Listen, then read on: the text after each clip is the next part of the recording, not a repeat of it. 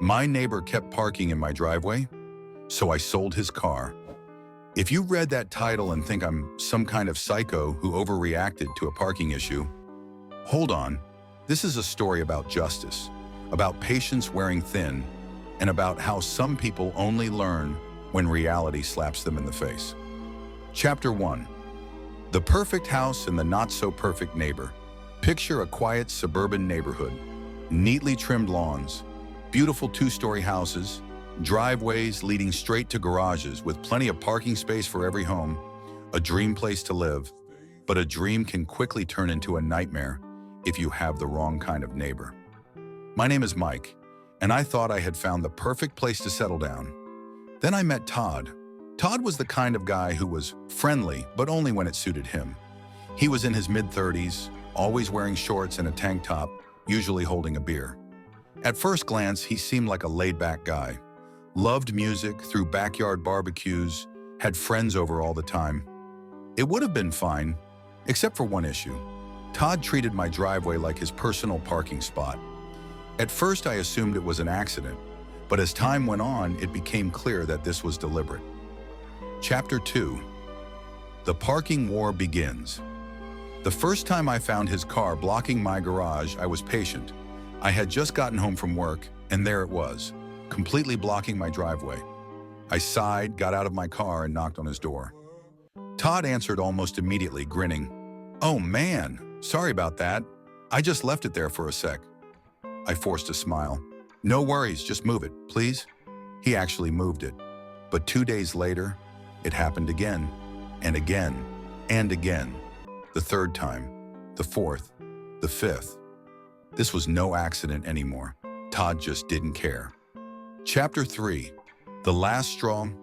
One evening after an exhausting day at work, I pulled up to my house. I was running on fumes, dreaming of nothing but a hot shower in bed. And then, Todd's Toyota was blocking my driveway. Again. I put my car in park right in the middle of the street, gripping the steering wheel so hard my knuckles turned white. Okay, I'm going to kill him. I stepped out, marched to his door, and knocked. No answer. I knocked harder. Silence. I pulled out my phone and dialed his number. Straight to voicemail. I turned to look at his car. Sitting there, mocking me, and then I had a brilliant idea.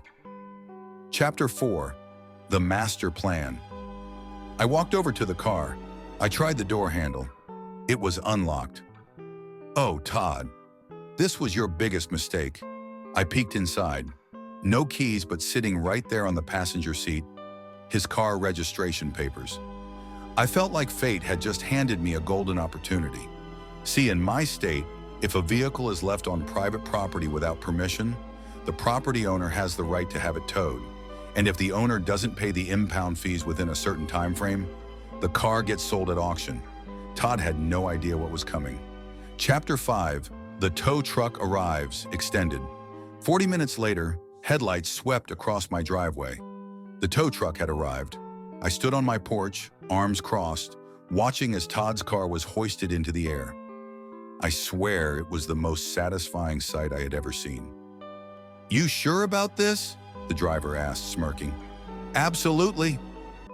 The tow truck rumbled away, taking Todd's car with it. Then I went inside, made myself a drink, and waited. I didn't have to wait long. Chapter 6. Todd's Meltdown, extended. About an hour later, there was furious pounding on my door. "Where the hell is my car?" I opened the door slowly, wearing the most innocent expression I could manage. "Oh, hey, Todd, something wrong? Where is my Toyota?" I scratched my chin, pretending to think. "Oh, you mean the one parked in my driveway?" "Yes," I shrugged. "I sold it." Silence. His face drained of color. "You? What?" "Well, not me, technically, but it's at the impound lot now. If you don't pay the fees, they'll auction it off." He looked like he might faint. "How much?" "About $700. And then I slammed the door in his face. Chapter 7. Karma Hits Hard, extended. The next morning, Todd had to beg and scrape together the money to get his car back. And from that day forward, He never parked in my driveway again. More than that, every time he saw me, he lowered his eyes and walked faster. And you know what? That was the best feeling in the world. I got revenge on my toxic coworker. Now, he's afraid to step into the office. If you've ever worked in an office, you know the types of coworkers you can get. Some are great. And then, there are people like Dan. Dan was what you'd call an office bully, a cocky guy in his 30s who thought the world owed him something. He loved making fun of new hires, bragging about how great he was, even though he wasn't, and always found someone to pick on. And, lucky me, he set his sights on me. I had been working at the company for 2 years. I was good at my job, I kept my head down. But Dan saw me as the perfect target for his jokes. It started small. "Dude, relax, it's just a joke." His jokes included moving my chair so I'd miss and fall, turning off my computer when I wasn't looking, throwing random papers on my desk and saying, "Here, solve this problem." At first, people laughed. I endured it. But then it got worse. He tried to sabotage my reports before I could submit them. He told our boss that I was making mistakes, which wasn't true. He blamed me whenever things went wrong. This wasn't joking anymore. This was deliberate harassment. One day I realized, enough, time to act. The revenge plan. I could have reported him, I could have started a fight, but that would have been too easy. I wanted Dan to feel everything he put me through. Step 1, gather information. Turns out Dan cared about 2 things: his office star reputation, his yearly bonus. So I knew exactly where to strike. Phase 1, his own weapon against him. I started pranking him the same way he pranked me. First hit, Dan never locked his laptop. One day, when he left his desk, I sent an email from his account to our boss. What did it say? "Hey sir, quick question. Are the rumors true that you make 3 times more than us? Or is that just office gossip?" Boss wasn't amused. Next day, Dan walked into work looking pale as a ghost. Phase 2, his precious bonus. Dan bragged about his yearly bonus, but there was a catch. If you got even 1 official warning, you lost the bonus. So I set him up to miss a crucial meeting. How? I changed the alarm on his phone. His password was 1234. Classic idiot move. He overslept. The boss was furious. And guess what? He got a warning. Goodbye, bonus. Phase 3, the final blow. You know what happens when a bully becomes the target? They break. Dan started noticing people laughing at him.